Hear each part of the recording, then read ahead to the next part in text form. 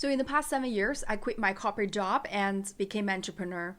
I helped build the US markets for a Chinese tech startup that's now valued at over $200 billion. And afterward, I built my own company from zero to $50 million while raising a newborn as a new mom. But what if I told you the lessons I learned along the way weren't what I expected at all?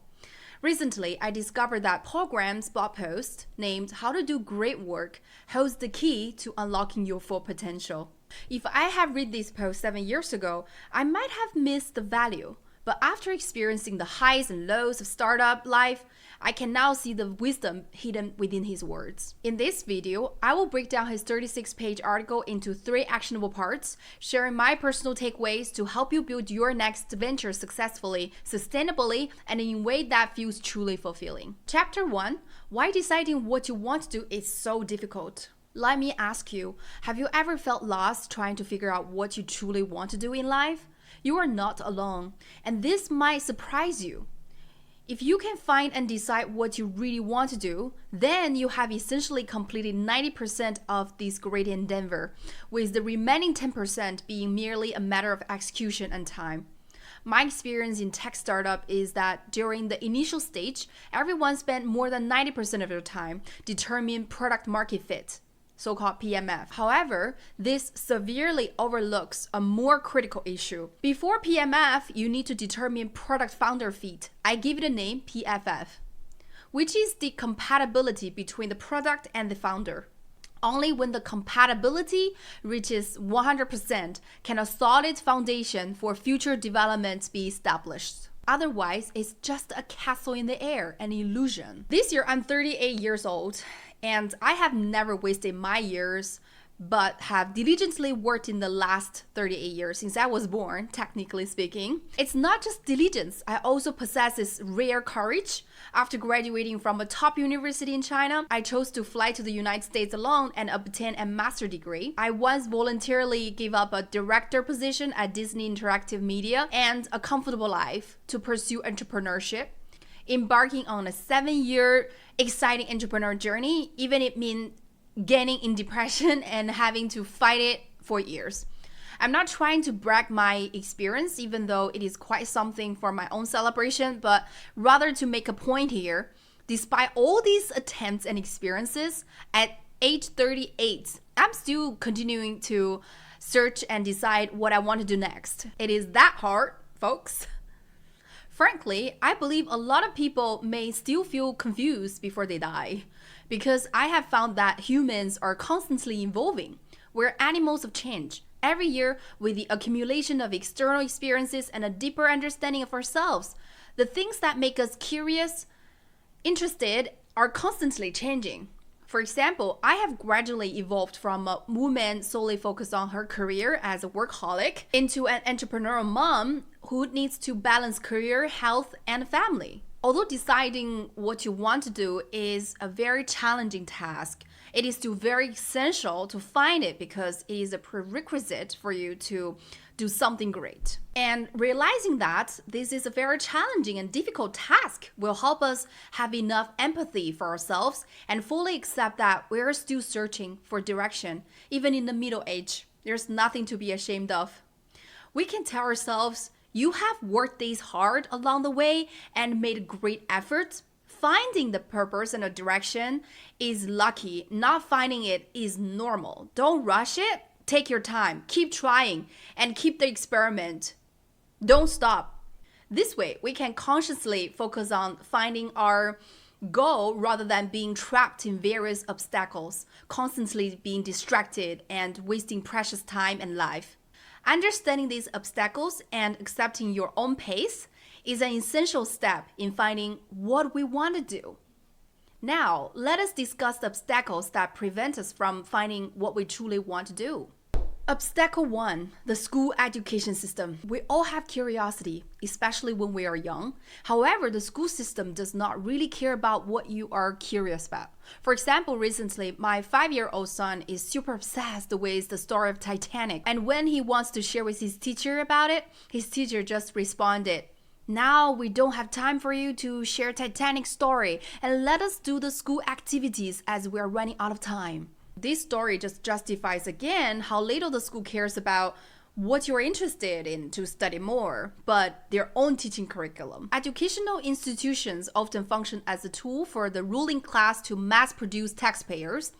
At school, various subjects are predetermined, and you need to spend a lot of your precious time studying subjects you are not even interested in. What's worse, teachers tell you what problems to solve, but once entering into the society, you must decide what problems you want to solve. As a result, most people prefer to execute the other people's dreams rather than determine their own projects because we are taught from a young age to obey the authority of the teacher. What you really need to do is to treat learning as your own project, with teachers serving merely as helpers and advisors for you, nothing more. They should not be your bosses, deciding what problems you should solve, how to solve them, or even judging your worth. As parents, we should guide our children, helping them discover various possibilities and respecting their decisions, allowing them to explore according to their interests. However, if parents intervene too much and hope their children develop according to parents' own wishes, they are depriving their children's vitality and killing their sense of self. Such a family environment produces slaves rather than master of society. Now let's talk about obstacle 2, constant sense of scarcity driven by fear. Following your curiosity sounds simple, but it's quite difficult. It requires you to constantly be aware of your sense of scarcity, including worries about not having enough money, time, health, love, etc. Therefore, most people with entrepreneurial ideas want to wait until they have enough saving and time before considering starting a business. Those already in business often feel they lack resources to achieve their goals, believing that they need to raise a significant amount of money before they can really execute anything. In reality, it is not money or time that is scarce, but your focus and persistence in following your curiosity. When we are truly immersed in things we are interested, we do not feel scarcity, but rather feel as if we have entered a universal of infinite abundance. In that space, we have no restrictions or shackles, and we even forget our existence. At such time, we are full of creativity and vitality, and great things are created almost unconsciously. The joy of this creation injects us with continuous energy, turning us into a self-illuminating body that does not need to obtain energy from external sources. I do not deny the limitations that money, time, and health bring us, but within our controllable range, we should increase the time we spend following our curiosity as much as possible. I would ask myself every day how many hours I spend today on being in a state of flow. Exploration feels risky, doesn't it? But let's reframe that. Each of our lives is limited, and the time and opportunities we have to try things in this world are finite, which is undeniable. I have to accept that. Exploration and experimentation often require a lot of time. During this process, you do not have time to experience and try other things, which brings significant time and opportunity cost to our exploration. However, I believe the greater cost does not come from exploration and experimentation, but from not daring to follow your curiosity and thus not exploring and discovering. Because our time is already very limited, the various fears and scarcity lead us not to try what we want to do, trapping us in work that does not bring us any growth. This is called procrastination. Procrastination has a destructive effect on our lives, but most people may not realize its power because everyone seems busy doing various things, often tasks that robots could eventually do. However, the things that we are truly interested in get shelved, and it is these things that make us irreplaceable. Furthermore, in the process of exploring our interest and curiosity, we must constantly ask ourselves, is this really what I'm interested in? What am I truly interested in? This helped us correct our direction in time. Now let's talk about obstacle 4, over-planning. I love this topic because I personally love over-planning. Paul, in his article, not only believed that planning is unnecessary, but even evil. The core reason is that planning makes the work inflexible, while this work needs to rely on flexibility for continuous iteration. And only things that are continuously iterated can gradually evolve into great things. Great products or careers are not designed but iterated. In the past 7 years of entrepreneurship, I have deeply felt the troubles brought by overplanning. To prevent various potential situations, I would design the product overly complex at the initial stage, and then add too many features at once with each new version, which would make the product's evolution lack flexibility. Or rather, I was very afraid of flexibility. I feared the uncertainty and vagueness that flexibility brought. And I wanted the control and certainty that a clear plan provided. Our brains instinctively avoid chaos and seek order. This is a common mistake many entrepreneurs make, driven by human weakness. However, good products are not designed but evolve from small to large. To allow our projects or product to continuously evolve, you need to overcome the innate human fear and insecurity, anxiety, as these anxieties are the primal motivation behind our constant planning and one of the most significant mental obstacles preventing us from accomplishing something. Only after solving your inner demons can your products begin to evolve. When your mind becomes flexible, so will your products. Now let's talk about obstacle 5, sunk cost fallacy. The sunk cost fallacy refers to the tendency to continue investing resources such as time, money, energy into a project or decision simply because a lot has already been invested, rather than making a rational decision based on future benefits or cost. This is a very common and highly damaging psychological bias and mental trap.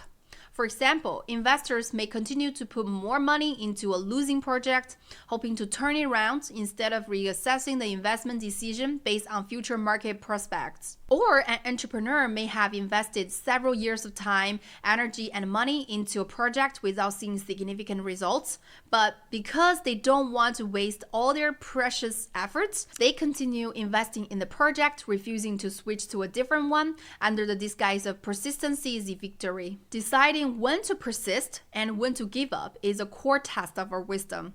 Often, our curiosity and interest have already given us the answers, but due to the sunk cost fallacy, we are likely unwilling to listen and take actions. From my perspective, there's another invisible but highly damaging sunk cost fallacy, which is relying on past work experiences. For example, I have a friend who decided to start on an advertising agency, not out of love for advertising industry, but because he had accumulated relevant work experiences.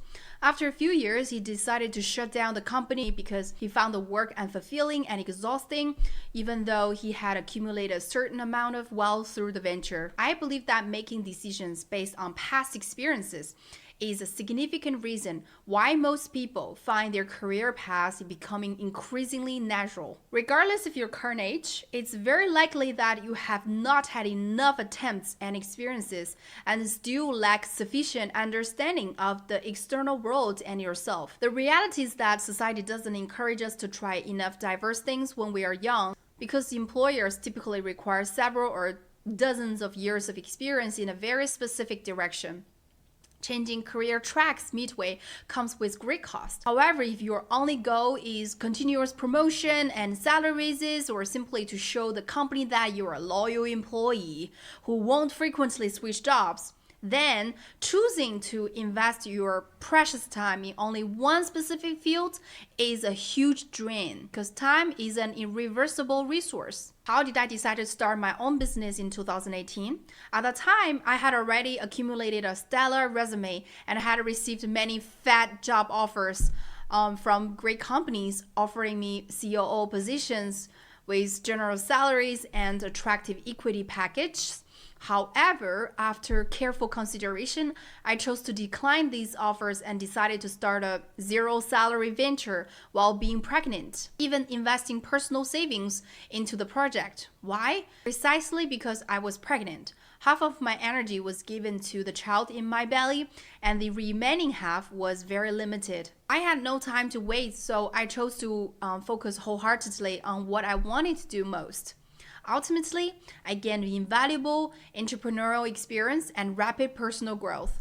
I saw my various possibilities and gained more insights into the way of entrepreneurship. That's exactly what I want. Although there are many obstacles, there is actually a clear path to finding what you truly want to do. Next, let's chat about Chapter 2, How to find what you really want to do. The first method is by judging your talent and interest. Effort and luck are also necessary. However, effort is something that people pursue great things can usually achieve, and luck is beyond our control. So the key that truly distinguishes whether you or I can do something great lies in our unique talent and interest. In my view, talent and interest do not come from our minds, but from our hearts. Most people can't see their strength and interest because they are always controlled by various thoughts in their minds, ignoring the voice of their hearts. These so-called logical thoughts in their minds mostly do not belong to them, but are instilled by the outside world, coming from other people's ideas such as our parents' beliefs, teachers' lessons, bosses' commands, or society norms. Writing is an important tool for discovering your interest. When you immerse yourself in the flow experience, forgetting your own existence even, without the interference of fame and fortune, only a positive energy flows. At this time, you are full of infinite creativity and are infinitely close to your true self. After completing it, observe the content that you have written, and you will see what you are truly interested in. This tool has been helping me to discover my own true interest. Next method is actually a mindset, which is about taking full responsibility for your choices. Each of us need to find and decide what we want to do on our own. There was one time my friend called me and asking me, "So Peggy, what should I do? What direction should I choose? And is entrepreneurship a good path for me?" This is the answer I give to him. Each of us need to find and decide what we want to do on our own, even though it is quite difficult. You need to understand that this answer cannot be given by school, your parents, your friend, or teachers. Society won't give it to you. You can only rely on yourself to find the answer through constant guessing, continuous trying, continuous exploration, experimentation, gathering feedbacks, and critical thinking. Most people, even very talented ones, prefer to spend time and effort executing a direction told to them by others. They rely heavily on others, such as teachers, parents, and bosses, to point out the direction and make choices for them, rather than deciding for themselves which direction to go. Why so? Because listening to others, allow others to decide the direction for you is way easier. However, deciding what to do on your own requires enormous courage because the stakes are higher in deciding what direction to take, isn't it? And most people want to avoid the hard thing to do, and they want to choose the easier path. That's it. The next method, which is also the most powerful method in terms of discovering your talent and interest, is follow your curiosity. Your curiosity is like the lighthouse for a ship at night, the North Star guiding you on the ocean, or the radar for a plane flying through clouds. You can't truly rely on the seemingly clever, perfect plans made by your mind. These plans often lead us astray because greatness cannot be planned. By following your curiosity, the answers you get are often way more astonishing than any result you could plan. How to follow your curiosity? Easy. Ask the questions you want to ask.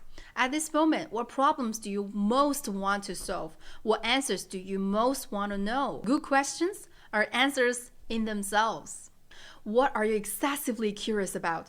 Curious to a degree that would bore most other people. That's what you're looking for. The next method is when you are young, under the guidance of curiosity, try as many things as possible, even those that seem useless. While you have plenty of time, meet various people, read all kinds of useful or useless books, and try different jobs.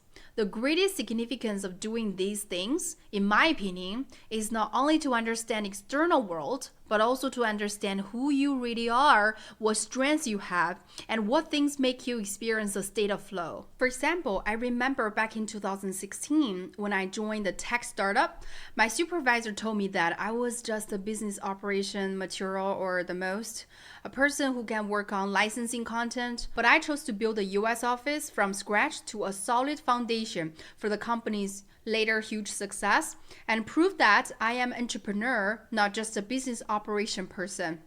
My supervisor also told me that I'm no engineer and therefore I can only be a business person. But from the past 5 years of founding my own company, Through continuous learning and trying, I transformed from a business person into a comprehensive leader capable of fundraising, recruiting, and managing teams of engineers, product managers, designers, data analysts, marketers, and content creators. My previous boss was right that yes, I'm no engineer, but through practice and learning, I become someone who can hire and manage a team of engineers and product managers and a whole complete business team to get things done and delivered. Although this process of self-challenge was filled with pain, struggle, and hardship, it broke the various labels society had put on me. I saw my various possibilities and became more certain about which aspects I should focus more on and which aspect I should recruit outstanding team members to complement me.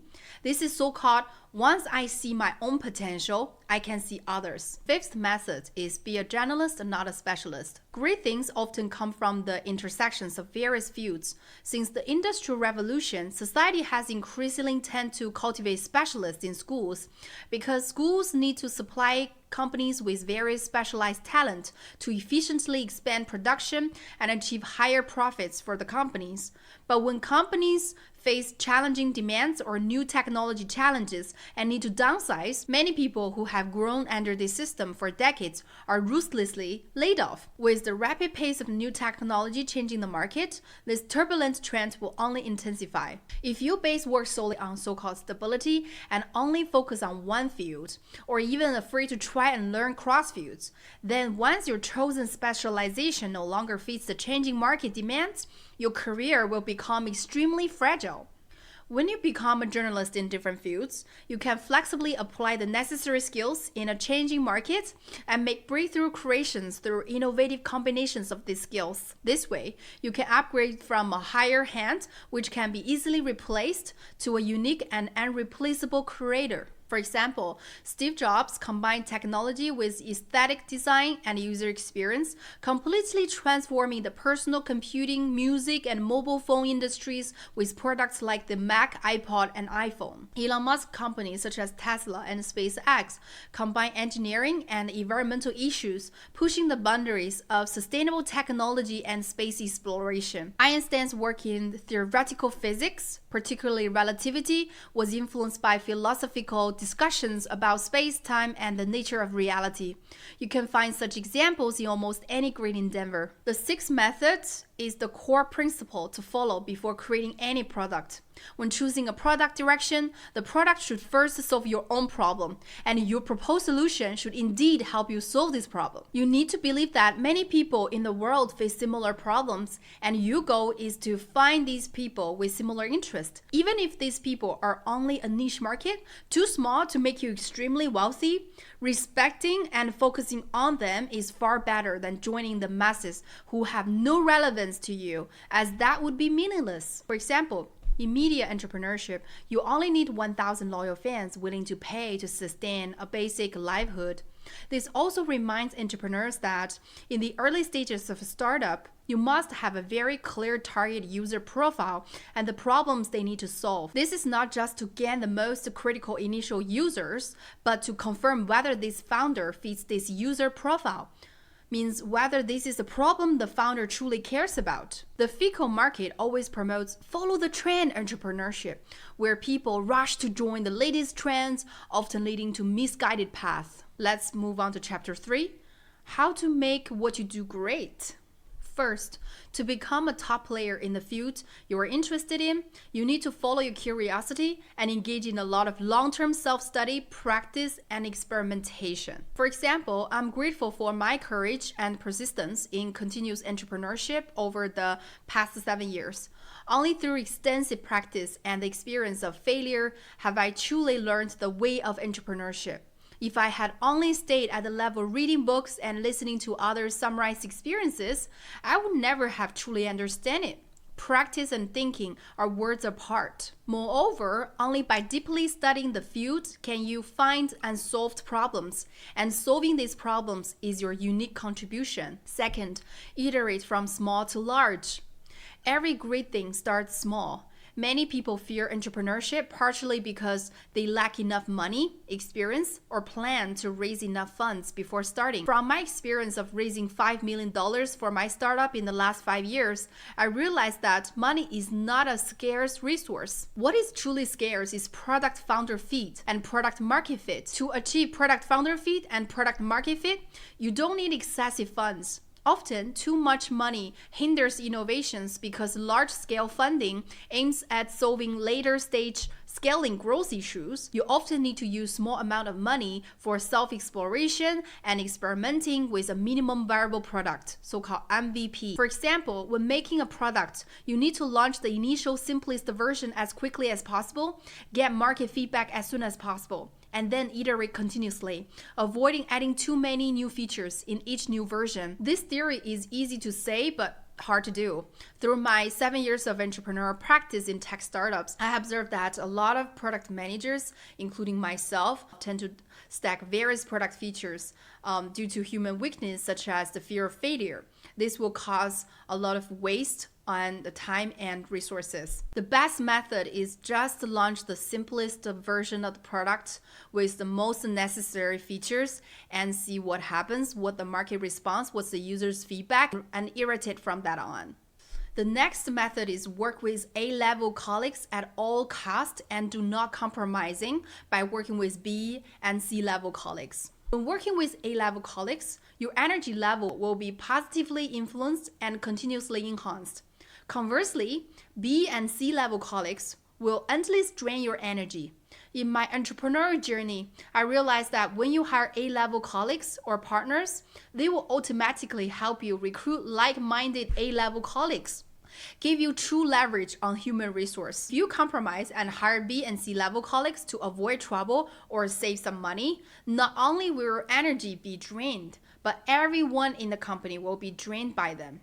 And they will recruit people worse than themselves, leading the company into a downward death spiral. As Steve Jobs once said, A players hire A players, B players hire C players. Additionally, choosing a life partner is even more important than choosing work partners. Choose someone who enhances your energy. Do not marry someone who doesn't understand and support your work. Before I met and married my husband 14 years ago, I dated a very talented guy. His biggest problem was that he was jealous of me for my success or even my ambition, and he was scared that I would become someone too strong and too powerful for him. I'm glad that I fired him quickly back then because he was right. He was no match to me. I'm too good for him. He is just a fucking loser regardless how talented or how rich he is. I don't give a shit. I can earn all the money myself, if not way more than how much he can. I ditched him because he has a very tiny little heart, like this tiny little ant. Get out of my way, loser. Next, do not let competitors dictate your actions. During my startup time, last 7 years, I was often disturbed by competitors. For example, when I was raising funds, I had to avoid VCs who had already invested in my competitors because these investors would forward my pitch deck to my competitors immediately. I also often heard news about these or that competitors raising millions of dollars, which distract me from focusing on the current work. One of my investors once told me, "Don't worry about this. It doesn't matter how much money the competitors raise. You need to focus on problems that money cannot solve, which are product founder fit and product market fit. When you combine your uniqueness and continuously creates real value for the market, with time and accumulated resources, you will make your own unique competitive moat." The next advice is protect your morale as you would protect your child. The first step to gaining morale is to be an optimist. Optimists are more likely to do great work. Believing you are lucky is more inspiring than feeling like a victim. The most important thing is to avoid letting setbacks destroy morale. Do not let failures undermine your morale. The way to do this is to change your perspective on failure, seeing it as part of the process. This is an incredibly important basic principle. Great work is based on deep exploration and experimentation with the work. When encouraging setbacks, either keep trying or take a step back and try again, but do not abandon the fundamental goal because of setbacks. For example, Supercell, a mobile game company known for hits like Clash of Clans, integrates failures and experimentation into its culture by fostering autonomous small teams that are empowered to quickly make decisions and try new ideas without fear of failure. The company encouraged rapid iteration and testing, viewing failure as a learning opportunity rather than a setback. Supercell even celebrates failed projects with funerals to acknowledge the team's efforts and innovation while promoting open communication and a long-term perspective that values continuous innovation over short-term success. This culture has made Supercell one of the most valuable gaming companies globally, reaching a valuation of over $10 billion.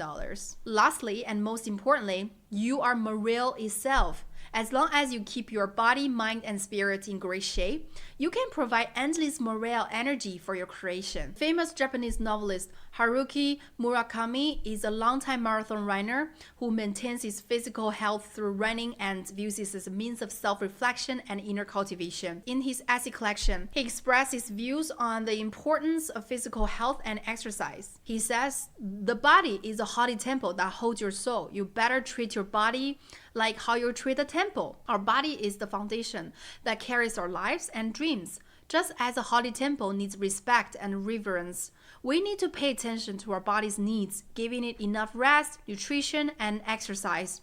By doing so, we not only maintain physical health on a material level, but also respect the value of our existence on a spiritual level. Just as maintaining the cleanliness and solemnity of a temple requires continuous effort and discipline, treating our bodies well requires persistent self-management, regular exercise, balanced diet, and good living habits. Regular exercise, balanced diet, and good living habits are key to maintaining physical health. This discipline not only enhance our physical strength, but also cultivate our perseverance and determination in other areas of life, achieving balance and happiness in all aspects. After all, achieving happiness is the ultimate purpose of doing something great, isn't it? Those who want to create something great can start by loving yourself. Love your body, love your soul, love your curiosity, and always trust and follow it, letting it lead you to create a life that is, even if not great, certainly greatly interesting. If you're interested in actionable insights, deep dive into entrepreneurship, holistic wellness, parenting tips, and strategies for balancing career and life as a mompreneur, I invite you to subscribe to my Substack newsletter. The link provided below in the description. It's a space where I share my weekly thoughts, lessons learned, and exclusive content that can help you build a more fulfilling, successful venture and life.